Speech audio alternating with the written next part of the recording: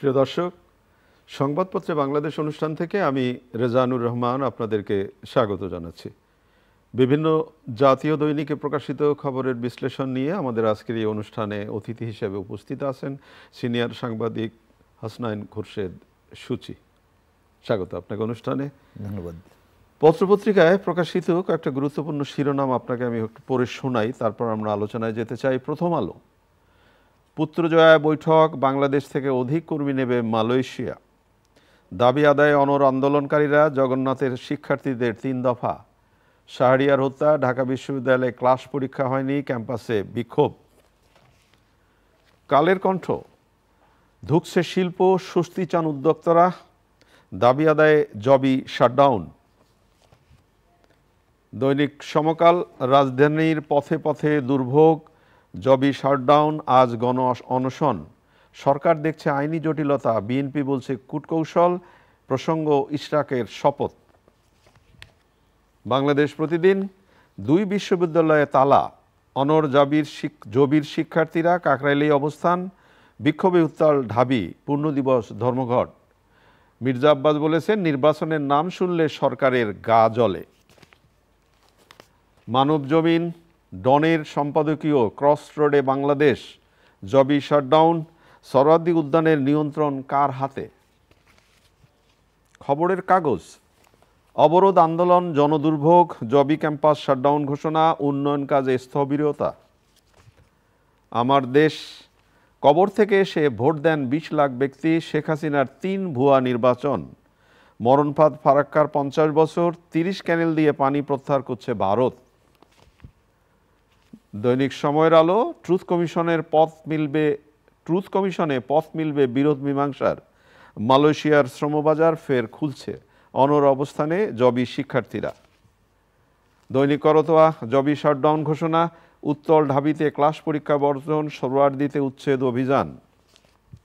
কালবেলার শিরোনাম, যে ঘটনায় দায় মুক্তি সে ঘটনায় পদক, শ্রমবাজার খুলতে 3 শর্ত দিল মালয়েশিয়া। দৈনিক দিনকাল, সীমান্তে থামছে না ভারতের পুশইন, 2 উপদেষ্টার সাবেক এপিএস, পিও ও এনসিপি নেতাকে দুদকে তলব।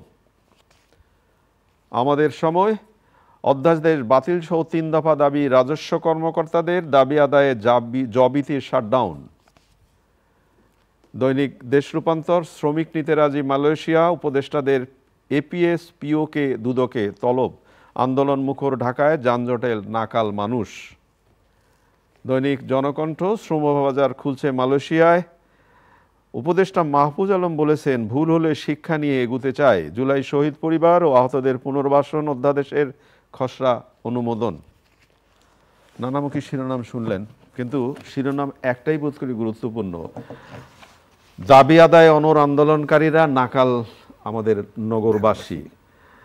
যেটা আন্দোলনকারীরা, বিশেষ করে জগন্নাথ বিশ্ববিদ্যালয়ের শিক্ষার্থীরা গত 2 দিন আগে তারা আন্দোলন করার জন্য কাকরাইলে এসে অবস্থান নিলেন এবং সেই অবস্থান এখন তারা ধরে রেখেছেন এবং আজকে 3 দফা দাবির আদায়ের ইয়েতে তারা সকাল 10টায় প্রাক্তন এবং নবীনদের নিয়ে তারা একটা সমাবেশ করবেন এবং জুম্মার নামাজের পর তারা গণ অনশনে বসবেন। কিন্তু আমার প্রশ্নটা হচ্ছে, এই যে যানজটে নাকাল হচ্ছে শহরবাসী 3 দিন ধরে, ছাত্রছাত্রীরা তাদের যৌক্তিক আন্দোলন বা অযৌক্তিক আন্দোলন যাই বলি আন্দোলন করছে, দেখবার কেউ নেই মনে হচ্ছে না, দেখবার কেউ আছে বলে মনে হচ্ছে না। যদি থাকতো, এই সমস্যা তো হঠাৎ করে হয়নি, এর আগেও ছাত্ররা তাদের দাবি উত্থাপন করেছে বারবার, এবং বিষয়গুলো মাসের পর মাস ঝুলে থাকছে, কোনো পদক্ষেপ নেওয়া হচ্ছে না এবং কোনো নিষ্পত্তি হচ্ছে না, কোনো সমাধান হচ্ছে না, যে কারণে এই সংকটটা থেকে যাচ্ছে। আর একটা কথা আমরা বারবার বলছি যে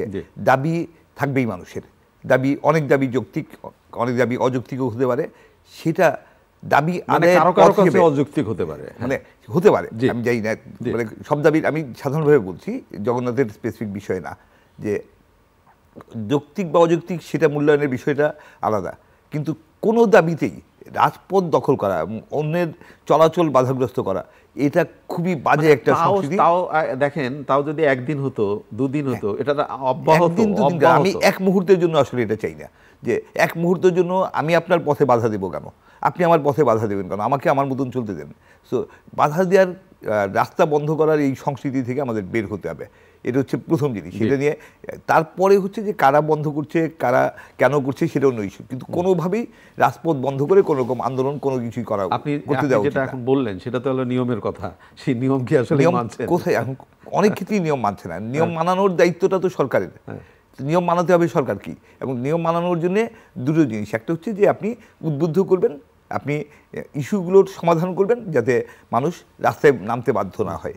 তো সেই জায়গায় সরকারের দিক থেকে অনেক বেশি সক্রিয় ভূমিকা থাকা উচিত ছিল, উদ্যোগী ভূমিকা থাকা উচিত ছিল। সেটা নাই, সেটা মানে অনেক ক্ষেত্রেই নেই। সরকার কেন জগন্নাথের ছেলে মেয়েদের কেন এসে এখানে কাকলে বসতে হবে? কেন সরকারের প্রতিনিধি কেন জগন্নাথ? যদি আপনাকে বলি, সরকারের প্রতিনিধি তো দ্বিতীয় দিনে এসেছিলেন এবং তিনি কথা বলবারও চেষ্টা করেছেন, কিন্তু সেখানে যে অদ্ভুত পরিস্থিতির সৃষ্টি হলো সেটাও তো আলোচনা। সেটা খুবই দুঃখজনক এবং সেটা অনাকাঙ্ক্ষিত। মাহফুজ আলমের উপর যে বোতল ছড়িয়ে মারার ঘটনা, এর নিঃসন্দেহে অমার্জনীয় একটা অপরাধ, এবং সেখানে মানে যাকে যে করেছে কাজটা তাকে চিহ্নিত করা হয়েছে, তাকে অবশ্যই গ্রেফতার করে শাস্তিমূলক ব্যবস্থা দেওয়া উচিত। সেখানে কোন রকম ওই ঘটনার পরপরই যাওয়া সবকিছু থেমে যাওয়া উচিত, সেটাও তো ঠিক, সেটাও ঠিক না। কিন্তু আমি যেটা বলতে যাচ্ছিলাম সেটা হচ্ছে যে ইস্যুগুলো তো পুরনো, জগন্নাথ বিশ্ববিদ্যালয় থেকে অনেক দাবি আসছে, সেই দাবিগুলোর সমাধান করতে হবে। তো সরকারের তো শুধু মন্ত্রী বা উপদেষ্টাই না, তারপরেও তো অন্যান্য হাজার অফিসার্স আছেন যারা বিশ্ববিদ্যালয় দেখাশোনা করেন, যে শিক্ষা মন্ত্রণালয়ের যে কর্মকর্তারা, তারা যেতে পারতেন, ইউজিসি যেতে পারতেন, তাদের সাথে কথা বলতে পারতেন, অথবা তাদের ডেকে এনে তাদের প্রতিনিধি পাঠানোর কথা বলতে পারতেন। সেইভাবেই আলোচনার মধ্য দিয়ে অনেক আগেই হয়তো বিষয়টার একটা নিষ্পত্তি করা যেত, যদি যৌক্তিক হয়ে থাকে। মানে আলোচনার ভিতর দিয়েই জিনিসটা ইয়ে হতো যে ওকে, বিষয়টা হয় যৌক্তিক হলে আমরা মানার চেষ্টা করব, অযৌক্তিক হলে আমরা প্রত্যাখ্যান করব। যদি যৌক্তিক হয় তারপরও বাস্তবায়নের ক্ষেত্রে আর্থিক সীমাবদ্ধতা সহ অন্য হাজার রকম কারণ থাকতে পারে, যে ঠিক আছে আমি দাবির যৌক্তিকতা মেনে নিচ্ছি, কিন্তু আর্থিক সীমাবদ্ধতার কারণে আমি এই মুহূর্তে পারছি না, আমাকে একটু পর্যায়ক্রমে করতে দেন। সেটাও আলোচনার মধ্যে করা যায়, কিন্তু কোনো কিছু না করে নিষ্ক্রিয় বসে থাকলাম আমি, এবং একটা সময় এসে রাজপথ দখল করে মানে সারা দেশের, সারা শহরের মানুষকে অচল করে দেওয়া হচ্ছে, সারা শহর অচল হয়ে যাচ্ছে। এটা তো হতে পারে না। উদ্যোগটা সরকারের দিক থেকে আসতে হবে।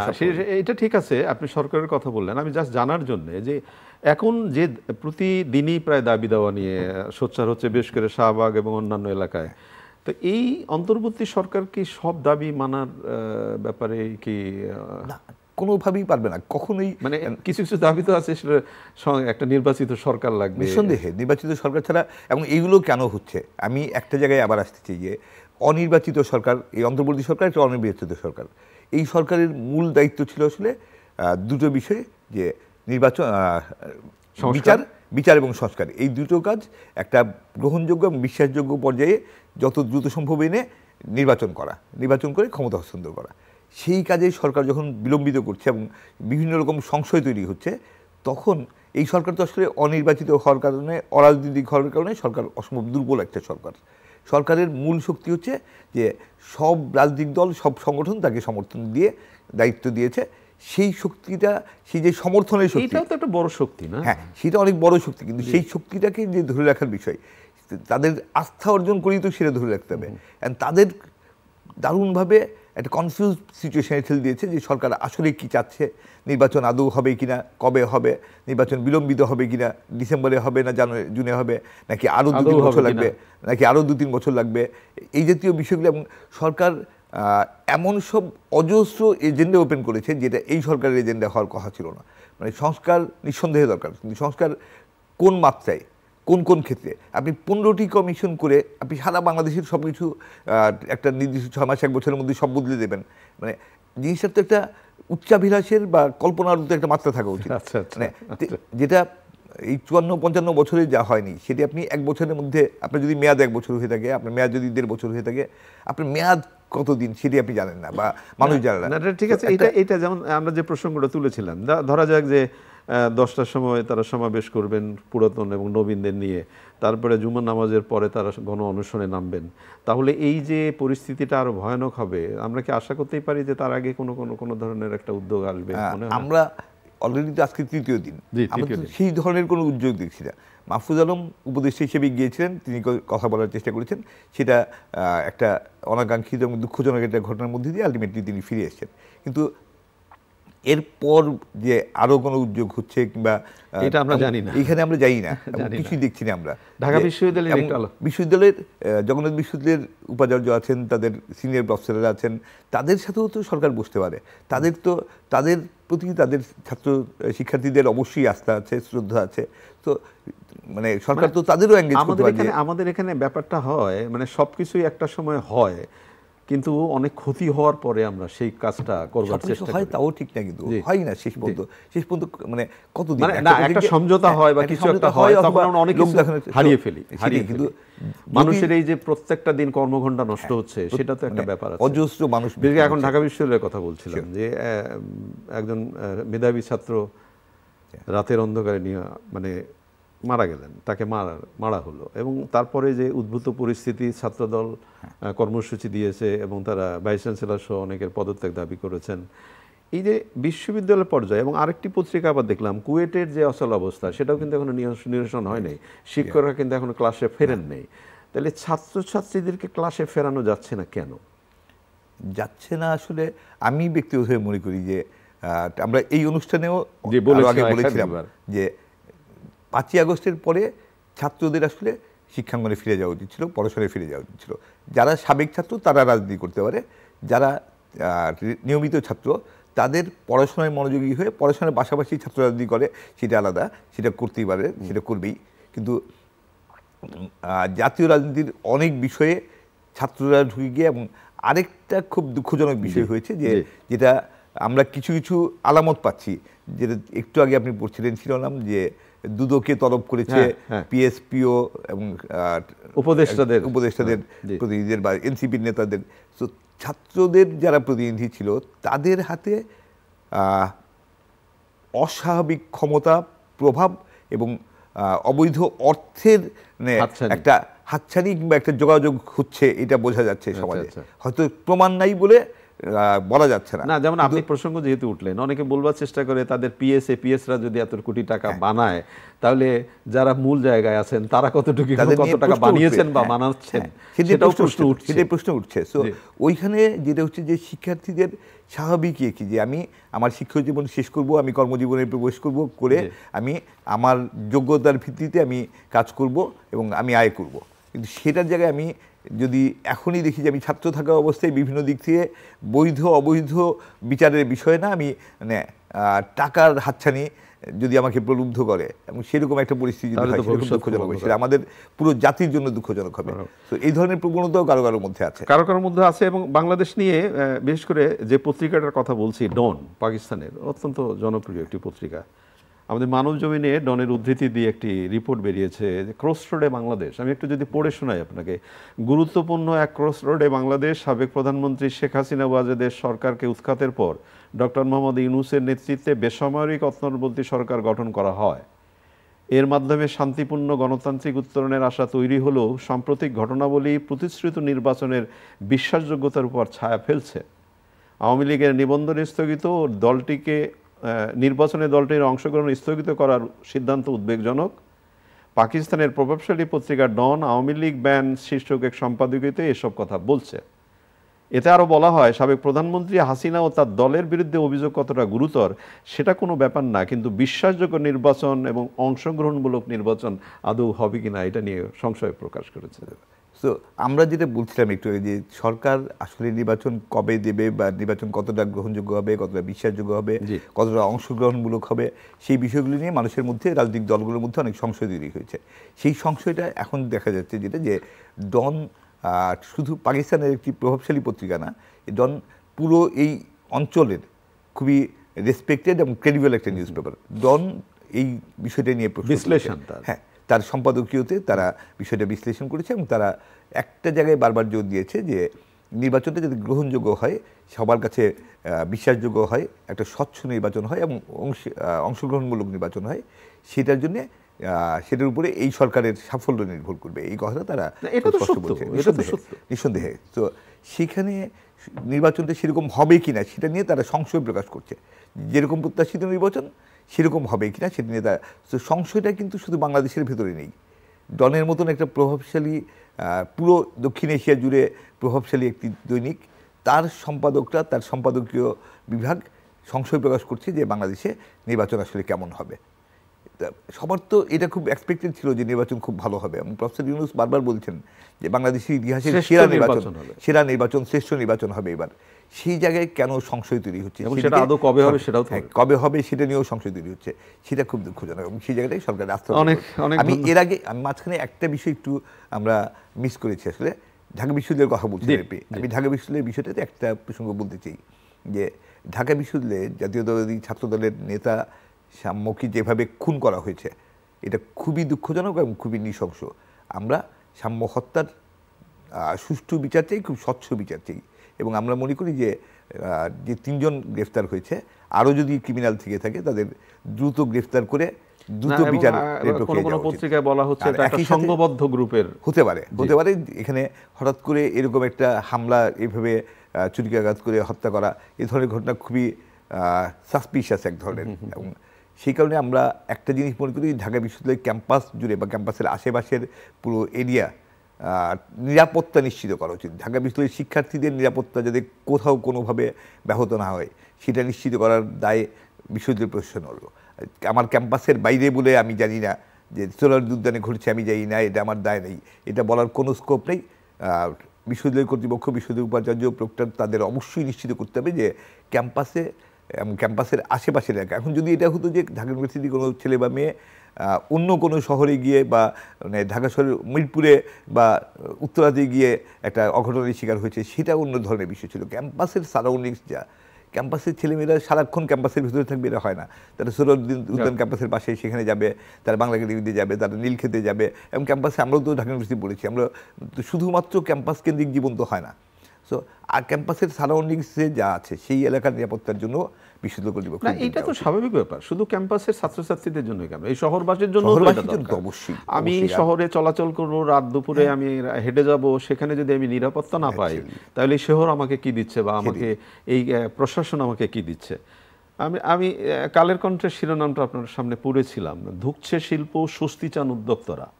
এবং এখানে যেটা বলা হচ্ছে যে একের পর এক সংকট অভিঘাতে গতিহীন ব্যবসা বাণিজ্য, নানামুখী চাপে ভবিষ্যতে আতঙ্কিত উদ্যোক্তারা, না পারছেন ব্যবসা উদ্যোগে আস্থা ফেরাতে, না পারছেন অনুকূল পরিবেশ, আমদানি, উৎপাদন, বিপণন যখন কোনোভাবে স্বস্তি মিলছে না, তখন এই আগামী 25-26 অর্থবছরের জন্য বাজেট প্রায় চূড়ান্ত করেছেন অর্থ উপদেষ্টা সালাউদ্দিন আহমেদ। এবং এখানে যেটা বলা হচ্ছে যে স্থানীয় উদ্যোক্তার অস্বস্তি থাকলে বিদেশি বিনিয়োগ আসবে না। আচ্ছা, আমি এই জায়গাটা একটু বলতে চাই, না ঠিক দ্বিমত বলবো না, আমি যেটা বলতে চাই সেটা হচ্ছে যে অর্থনীতিকে আমরা যদি মোটা দাগে দুটো অংশে ভাগ করি, যে একটা এক্সটার্নাল ইকোনমি, একটা ইন্টারনাল ইকোনমি। তা এক্সটার্নাল ইকোনমিতে আমাদের এক ধরনের সাফল্য, বড় ধরনের সাফল্য আসছে, যেই সাফল্য আমরা দেখছি আমাদের রপ্তানির ক্ষেত্রে, আমাদের রেমিটেন্সের ক্ষেত্রে। সো মানে এই দুই উৎস থেকেই আমাদের বিদেশি মুদ্রার যে প্রবাহ, সেটা অস্বাভাবিক রকমের, অসম্ভব সুখকরভাবে অনেক বেড়েছে এবং রেকর্ড পরিমাণ রেমিটেন্স আশাবাদ। তো এইটা অনেক পজিটিভ দিক। এবং সে কারণে আমরা আমাদের বিদেশি লেনদেনের যে দায় দেনা, সেগুলো শোধ করতে পারছি এবং অনেক বড় সাফল্য।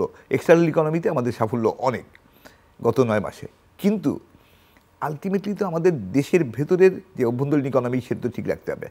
সেইখানে চরম স্থবিরতা, বিশেষ করে ধরেন আমাদের সবচেয়ে বড় আকাঙ্ক্ষা কি, যে একটা বড় আকাঙ্ক্ষা হচ্ছে যে আমাদের যে তারুণ্য, কোটি কোটি তরুণ যারা এই বিপ্লব ঘটিয়েছে, বা বিপ্লব বলি বা অভ্যুত্থান বলি, গণ অভ্যুত্থান বলি, এটা পুরোটাই মূল কৃতিত্ব এই তারুণ্যের। তো তাদের কর্মসংস্থান তৈরি করা, তাদের সুস্থ সুন্দর ভবিষ্যৎ গড়া, সেইটা করতে হলে অর্থনীতি তো আসলে বেসরকারি খাত নির্ভর, এবং বেসরকারি খাতে প্রচুর কলকারখানা, ব্যবসা বাণিজ্য তৈরি হতে হবে, কিন্তু তার কিছুই হচ্ছে না। বেসরকারি খাতে প্রণোদনার ব্যাপারটাও খুব জরুরি। প্রণোদনা আরেক ডিফারেন্ট প্রসঙ্গ, কিন্তু আগে তো মূল বিনিয়োগটা হতে হবে। বিনিয়োগটা হচ্ছে না, দেশে নতুন কোনো কলকারখানা গড়ে উঠছে না, যারা কলকারখানা আছে তারা কোনো রকম এক্সপানশনে যেতে পারছেন না, কোনো রকম সম্প্রসারণ নিয়ে যেতে পারছেন না, এবং পুরো অর্থনীতি, দেশের অভ্যন্তরীণ ইকোনমি কমপ্লিটলি এক ধরনের স্থবিরতা, না শুধু এক ধরনের নেতিবাচক পরিস্থিতি আছে, বিনিয়োগ কমে যাচ্ছে, এটা হচ্ছে বাস্তবতা। এখন বিনিয়োগ যদি না হয়, কর্মসংস্থান মানে কাজের সৃষ্টি হবে না, কাজের সৃষ্টি না হলে মানুষ, তরুণরা নতুন করে চাকরি পাওয়া বা অন্যান্য কাজ হবে না। তো অর্থনীতির অবস্থা একদিকে এক্সটার্নালি ভালো, কিন্তু ইন্টারনালি অনেক খারাপ। কিন্তু ইন্টারনালি এই যে শিল্প কলকারখানায় বিনিয়োগ বাড়ানো, ব্যবসা বাণিজ্যে গতি আনা, এর কোনো বিকল্প নেই। এবং সেই ক্ষেত্রে সরকারের আরও অনেক উদ্যোগী হওয়া উচিত ছিল। সরকারের, আমরা যেটা বারবার বলছি যে সরকারের উচিত যে আমাদের যে বেসরকারি খাতের উদ্যোক্তারা আছেন, যে চেম্বার লিডার্স বা অ্যাসোসিয়েশন লিডারদের নিয়ে বারবার বসা এবং কী করলে দেশে কলকারখানার কার্যকরের পরিস্থিতি তৈরি হবে সেটা নিয়ে কাজ করা। অনেক ধন্যবাদ আপনাকে। আমাদের একটি আশার খবর আছে আজকের পত্রিকাগুলোতে, বিশেষ করে বাংলাদেশ থেকে অধিক কর্মী নেবে মালয়েশিয়া, এবং এখানে বলা হচ্ছে শ্রমবাজার শিগগির চালুর আশ্বাস। গত বছর যেতে না পারা 17,000-এর মধ্যে 8,000 কর্মী যাবেন প্রথম ধাপে। এবং মাননীয় উপদেষ্টা প্রবাসী কল্যাণ ও বৈদেশিক কর্মসংস্থান আসিফ নজরুল বলেছেন বাংলাদেশ থেকে সবচেয়ে বেশি লোক নেওয়া হবে। এটা খুব সুখকর, খুবই বড় সুখবর যে মালয়েশিয়ার শ্রমবাজার খুলছে। এবং আরও একটা বিষয় বলছে যে মালয়েশিয়াতে যে রিক্রুটিং এজেন্সি, সব এজেন্সি যাতে কাজের সুযোগ পায় সেই পরিবেশ তৈরি হবে। তো মালয়েশিয়া আগামী কয়েক মাসের মধ্যে 1 থেকে 1.5 লাখ লোক নেবে, যার মধ্যে বাংলাদেশ থেকে সর্বাধিক নেওয়া হবে। এবং এটা মালয়েশিয়ার গভর্নমেন্ট কমিটমেন্ট। এখানে বলা হচ্ছে গত বছর যেতে না পারা 17,000-এর মধ্যে 8,000 কে নেবে, এবার খুব দ্রুত নেবে, আগামী কয়েক মাসের মধ্যে নেবে। তো এটা খুবই ভালো খবর আমাদের জন্য। এবং এই জায়গাটায় আমি একটা বিষয় বলতে যাচ্ছি যে আমরা দেখলাম যে মার্কিন প্রেসিডেন্ট ডোনাল্ড ট্রাম্প তিনি মধ্যপ্রাচ্য সফরে গেলেন। তিনি গিয়ে সৌদি আরবের কাছে হিউজ অ্যামাউন্টের $200 বিলিয়ন মানে তার আমেরিকান প্রোডাক্ট সেল ইনশিওর করলেন। সেটা আমেরিকান প্রোডাক্ট হিসেবে বোয়িং বিমান তার প্রোডাক্ট, কিংবা কাতারে গিয়ে তিনি হিউজ আমেরিকান কোম্পানিগুলোর ব্যবসা নিশ্চিত করলেন। আমাদের খুব আশা ছিল যে আমাদের প্রধান উপদেষ্টা আমাদের দেশের অর্থনীতিকে চাঙ্গা করার জন্য যখনই তিনি দেশের বাইরে যাচ্ছেন, এবং তার যেহেতু সারা বিশ্ব জুড়ে একটা অসাধারণ সম্পর্ক আছে, সেটা তিনি দেশের অর্থনীতির জন্য অনেক বেশি কাজে লাগাবেন। মালয়েশিয়ার ক্ষেত্রে আমরা দেখলাম যে মালয়েশিয়ার প্রধানমন্ত্রী আনোয়ার ইব্রাহিম যখন প্রফেসর ইউনূসের দায়িত্ব নেওয়ার পরপরই তিনি এসেছিলেন সংক্ষিপ্ত সফরে ঢাকায়, সেই সময় প্রফেসর ইউনূস বলেছিলেন, এবং তারই ধারাবাহিকতায় এইবার যে শ্রমবাজার উন্মুক্ত হলো। এটা তো আমরা কাতারেও আশা করেছিলাম। প্রফেসর ইউনূস যখন কাতার গেলেন, কিংবা তিনি প্রয়োজনে বিভিন্ন জায়গায় যাবেন বা বিভিন্ন দেশের রাষ্ট্রপ্রধানদের সাথে কথা বলবেন, আমাদের শ্রমশক্তি যাতে বিশ্বজুড়ে কর্মসংস্থানের সুযোগ পায়, সেইটার বিশ্ব শ্রমবাজারে বাংলাদেশিদের জন্য অবস্থান তৈরি করবেন, সেইটা আমরা আশা করেছিলাম। সেক্ষেত্রে এই প্রথম আমরা দেখলাম মালয়েশিয়ার ক্ষেত্রে, কিন্তু অন্যান্য দেশের ক্ষেত্রে আমরা দেখতে চাই। আমরা আশা করেছিলাম যে প্রফেসর ইউনূস উদ্যোগ নিয়ে বিদেশি সাহায্য আনবেন না, শুধু বিদেশি বিনিয়োগ আনবেন। এখন পর্যন্ত বিদেশি বিনিয়োগ সীমাত্রে আমরা দেখছি না। যেটা দেখছি সেটা আসলে স্ট্র্যাটেজিক ইনভেস্টমেন্ট বলতে হবে, যে আপনি বন্দর বিদেশিদের হাতে ছেড়ে দেবেন, বিদেশিরা নেওয়ার জন্য মানে পাগল হয়ে আছে, সেখানে বন্দরে ইনভেস্টমেন্ট হবে, হিউজ ইনভেস্টমেন্ট হবে, সেটা হবে। সেই ইনভেস্টমেন্ট তো কলকারখানার ইনভেস্টমেন্ট না, যে আমরা শিল্পে বিনিয়োগ দেখতে চাই, আমরা দেশের সেবা খাতে বিনিয়োগ দেখতে চাই। আপনি যেহেতু প্রসঙ্গ তুললেন বন্দর বিদেশিদের হাতে তুলে দেওয়া, এই প্রসঙ্গ মাননীয় প্রধান উপদেষ্টা বলেছেন, এটা আসলে কতটুকু আমাদের দেশের জন্য, কতটুকু এটা আসলে অনেক মানে আমি মনে করি যে এই ধরনের স্পর্শকাতর বিষয় আত্মঘাতী হবে না, আত্মঘাতী হবে কি হবে না সেই বিষয়গুলো নির্বাচিত সংসদে সিদ্ধান্ত নেওয়া উচিত। সো সরকারের উচিত দ্রুত নির্বাচনে যাওয়া এবং নির্বাচিত সংসদকে সিদ্ধান্ত নিতে দেওয়া। সংসদ যদি সব রাজনৈতিক দল মিলে সব দিক পর্যালোচনা করে মনে করে যে না আমাদের বন্দর সঠিকভাবে বন্দর গড়ে তোলার জন্য, পরিচালনার জন্য যে আর্থিক সক্ষমতা, কারিগরি সক্ষমতা সেটা আমাদের পর্যাপ্ত নাই, আমরা বিদেশিদের ইনভলভ করতে চাই, সেটা তারা করতে পারেন। আমাদের যে বিস্তৃত সমুদ্র উপকূল, সেখানে যদি একাধিক বন্দর তৈরির সুযোগ থাকে, আমরা শুধু একটা বন্দর নিয়ে পড়ে থাকবো, কারণ চট্টগ্রাম বা মংলা বন্দর নিয়ে পড়ে থাকবো। আমাদের আরও যদি, আলটিমেটলি তাই হচ্ছে, আমাদের আরও নতুন নতুন বন্দর তৈরি হচ্ছে। তো সেইখানে আমাদের সামর্থ্য নেই, আমাদের অর্থনৈতিক সীমাবদ্ধতা আছে। সো আমরা তো ইচ্ছে করলেই একটা বন্দর তৈরি করতে পারবো না। সেখানে যদি জাপানিরা এসে আমাদের বন্দর তৈরি করে দেয়, মাতারবাড়ি তৈরি করে দিচ্ছে, বা এরকম যদি বে টার্মিনাল তৈরি করে দেয়, বা অন্যান্য বন্দর এবং বন্দরের ফ্যাসিলিটি যদি বিশ্বমানে নেওয়ার জন্য বিদেশিদের সম্পৃক্ত করতে হয়, আমি ব্যক্তিগতভাবে কোনো সমস্যা দেখি না। কিন্তু এই ধরনের বিষয়ে সিদ্ধান্ত নিতে হবে জাতীয় সংসদে, নির্বাচিত সংসদে। তার মানে রাজনৈতিক সিদ্ধান্ত, তার মানে অতি দ্রুত জাতীয় নির্বাচন দরকার। সন্দেহে অতি দ্রুত জাতীয় নির্বাচন দরকার। আমি মনে করি যে দ্রুত নির্বাচন না হলে এই যে ঢাকার রাজপথ অচল হয়ে যাচ্ছে, বিভিন্ন যৌক্তিক অযৌক্তিক দাবি নিয়ে মানুষ রাস্তায় নামছে, এবং একদম মানে মানুষের জীবন দুর্বিষহ হয়ে উঠছে। শিল্প কলকারখানায় আপনি বিনিয়োগের কথা বলছিলেন, ব্যবসা বাণিজ্যের কথা বলছিলেন, বাস্তবতা হচ্ছে যে গ্যাস দিতে পারছে না, গ্যাসের সংকট। একদিকে হচ্ছে গ্যাসের সংকট, সেটা শিল্পের উৎপাদন দারুণভাবে ব্যাহত করছে। আরেকদিকে যেটা হচ্ছে গ্যাসের অস্বাভাবিক দাম বৃদ্ধি। খুব রিসেন্টলি কয়েক মাস আগে, অল্প কিছুদিন আগে যেটা হলো যে 33% গ্যাসের প্রাইস বাড়ানো হলো শিল্পের ক্ষেত্রে। শিল্পে যে শিল্প কলকারখানায় যে গ্যাস ব্যবহৃত হয় তার দাম বাড়লো 33%। এবং এইভাবে যদি গ্যাসের দাম বাড়ে, তারপর দাম বাড়িয়েও গ্যাস দিতে পারছে না, তো গ্যাসের অভাবে উৎপাদন ব্যাহত হচ্ছে। মানে সব চাপ পড়বে সাধারণ মানুষের উপর, আলটিমেটলি সব চাপ মানুষের উপর পড়বে। সেটা নতুন বাজেটে আমরা যেটা দেখছি যে ভ্যাট বাড়ছে, আইএমএফ এর সাথে আপনি আইএমএফ এর টাকা নিতে গিয়ে আইএমএফ এর শর্ত পূরণ করলেন, এবং এখন যেটা হচ্ছে যে আইএমএফ বারবার বলছে যে জিডিপির রাজস্ব অনুপাত বাড়াতে হবে, এবং সেটা বাড়াতে গেলে আলটিমেটলি অভ্যন্তরীণ রাজস্ব আয়ের বাড়াতে হবে। সেটা করতে গেলে মানুষের উপর করের হার বাড়বে, সেটা আমরা কঠিন সময়ের দিকে যাচ্ছি। এই সময় রাজনৈতিক শক্তি ছাড়া, রাজনৈতিক সরকার ছাড়া সমাধান করা সম্ভব। অনেক অনেক ধন্যবাদ আপনাকে। প্রিয় দর্শক, আমরা যে বিষয়গুলো নিয়ে কথা বললাম আপনারা সে শুনলেন। ভালো থাকবেন, আগামীকাল নিশ্চয়ই আবার কথা হবে। খোদা হাফেজ।